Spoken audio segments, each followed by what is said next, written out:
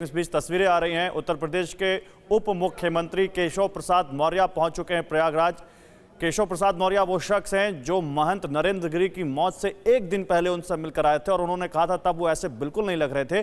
और फिलहाल संगम तट पर केशव प्रसाद मौर्य पहुंचे हैं। उससे पहले भी योगी आदित्यनाथ कल पहुंचे थे, केशव प्रसाद मौर्य पहुंचे थे। और ये तस्वीरें सीधे इस वक्त प्रयागराज से हम आपको दिखा रहे हैं, क्योंकि प्रयागराज फूलपुर से ही आते हैं केशव प्रसाद मौर्य।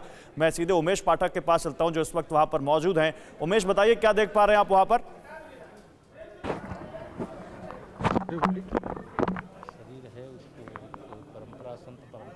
देखिए, केशव प्रसाद मौर्य बात करते हुए पत्रकारों से सुनते हैं क्या कह रहे हैं। लेकर के आ रहे हैं और उसके बाद उनको भू समाधि देने का कार्यक्रम जो है वहाँ बागमरी पीठ पर होगा। हम लोगों के लिए, मेरे लिए भी, प्रयागराज के लिए भी, प्रदेश के लिए भी, देश के लिए भी अखाड़ा परिषद अध्यक्ष के रूप में उनका जो योगदान है, और आज जाना तो सबको होता है, लेकिन आज जब उनकी विदाई पोस्टमार्टम के बाद और संगम में स्नान कराने के बाद उनकी भू समाधि हो जाएगी तो वह सब इतिहास के पन्ने में हो जाएगा।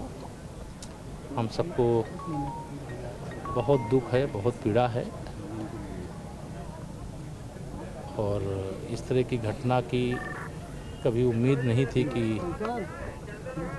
महाराज जी इस तरह से हम सबको छोड़ करके चले जाएंगे।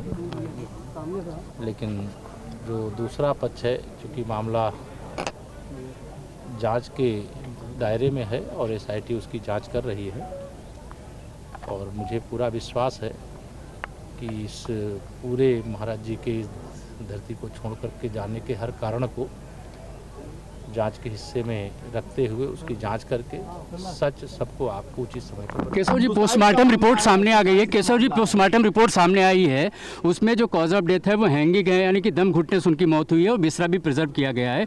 कोई चोट के निशान फिलहाल अभी तक रिपोर्ट नहीं हुई है, इस पर क्या कहेंगे आप? देखिए, अभी मैं इस पर कुछ नहीं कह सकता, वरना मैंने पीएम रिपोर्ट देखी है ना, मेरे पास ऐसी कोई अभी सूचना आई है।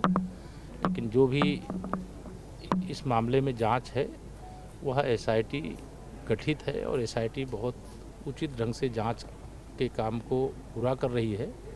और इस घटना के जो भी कारण होंगे, जो भी इस घटना के जिम्मेदार होंगे, उनको खोज भी लिया जाएगा, उनको पकड़ भी लिया जाएगा। लेकिन जब तक जांच चल रही है ऐसा मैं कोई बयान न दे सकता हूं। और आप सबसे भी मेरी विनम्र अपील है कि जो एसआईटी जांच कर रही है उसके मन में जांच के अतिरिक्त कोई प्रभाव ना पड़े, इसलिए इस विषय को उस सीमा तक ही ले जाना चाहिए कि महाराज जी के जाने के अगर कोई दोषी हैं तो वो बचने ना पाए। सनातन धर्म को बदनाम करने की भी साजिश है क्या? देखिए, मैं इस बात से भी बहुत चिंतित हूँ कि कोई भी मठ हो, मंदिर हो, और उस मठ मंदिर की कोई ज़मीन हो, कोई आश्रम का स्थान हो, और उसको लेकर के कहीं पर भी इस प्रकार से कोई दुखद दुर्भाग्यपूर्ण घटना घटे या न होने पावे, इसके लिए सरकार की ओर से जो किया जाना वो करेंगे। लेकिन हम अखाड़ा परिषद से अड़ी